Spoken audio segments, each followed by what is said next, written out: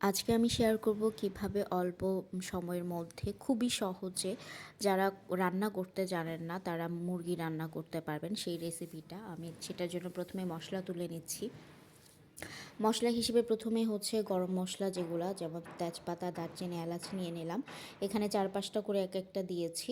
আপনারা গুঁড়াটা ইউজ করবেন, সেটাই আপনাদের জন্য ভালো হবে। সেক্ষেত্রে আপনি হাফ টিস্পুনের মতো অথবা 1/4 টিস্পুন হচ্ছে আপনারা দিতে পারেন গরম মশলাটা। আই থিঙ্ক হাফ টিস্পুন দিলেই ভালো লাগবে। তো এখানে হচ্ছে আমি এক এক করে গুঁড়া মশলাটাও তুলে দিচ্ছি। যেমন এখানে আমি 1 টিস্পুন মরিচের গুঁড়া, হাফ টিস্পুন হলুদের গুঁড়া, 1 টিস্পুন জিরার গুঁড়া, হাফ কাপ পেঁয়াজ কুচি এবং 1 টিস্পুন আদা বাটা, 1 টিস্পুন রসুন বাটা দিব। আমি যেটা বলবো আপনারা এরকম একটু মেপে মেপে নেবেন। এখানে আমি 500 গ্রাম মুরগির জন্য হচ্ছে নিয়েছি। আপনারা যদি 1 কেজি বা 2 কেজি হচ্ছে করতে চান, তো সেক্ষেত্রে হচ্ছে অবশ্যই এই মেজারমেন্টের অনুযায়ী কম বেশি করে নিলেই হয়ে যাবে। তাহলেই দেখবেন সুন্দর, মানে খেতে ভালো লাগবে। এবং হচ্ছে খুবই সহজ এই জিনিসটা। যারা হচ্ছে পড়াশোনার জন্য বা কাজের জন্য দেশের বাইরে থাকেন বা দেশে থাকেন, তাদের জন্যই মূলত আমার এই রেসিপিটা করা। যারা রান্না পারেন তারা দয়া করে এরকম কোনো কমেন্ট করবেন না। এটা আমি দেখেছি যে এইভাবে রান্না করলে সবচেয়ে সহজ হয়, তাই আমি হচ্ছে আসলে এটা শেয়ার করেছি। এখানে আমি হচ্ছে যে পাত্রে মুরগিটা রান্না করব সেই পাত্রেই হচ্ছে সব মশলাগুলো ঢেলে নিয়েছি। আপনারা এই পাত্রেই হচ্ছে মশলাগুলো আগে দিয়ে দিবেন। আমি মেজারমেন্টটা দেখানোর জন্য আলাদা পাত্রে করে নিয়েছি। তেল আমি হচ্ছে 1/3 কাপ বা 80 ml ইউজ করেছি, এবং সব কিছুই আমি ডিসক্রিপশন বক্সে অবশ্যই দিয়ে দিব, সেখান থেকে দেখে আপনারা রান্নাটা করে নেবেন।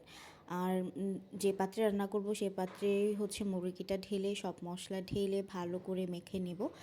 আপনারা যারা কাঁচা মাংসটা ধরতে অস্বস্তি ফিল করবেন, তারা অবশ্যই গ্লাভস ইউজ করে এটা একটু ভালো করে মাখিয়ে নেবেন। আর জাল হিসেবে যেটা আমি বলবো, প্রথম দিকে হচ্ছে আপনি 10 মিনিট মেরিনেশন করে রাখবেন যদি সময় কম থাকে।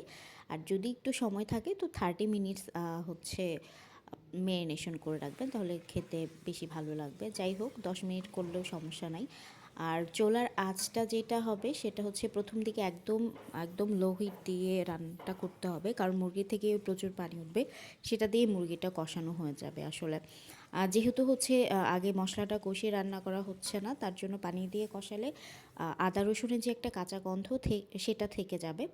আর যদি কেউ হচ্ছে আলু বা টমেটো দিতে চান, তো কিছুক্ষণ মাংসটা একটু নাড়িয়ে চেড়িয়ে এখানেই হচ্ছে আলুগুলা কেটে ছোট ছোট করে দিয়ে দিতে পারেন। আমি টমেটো দিয়েছি, আপনারা আলু দিতে পারেন অবশ্যই।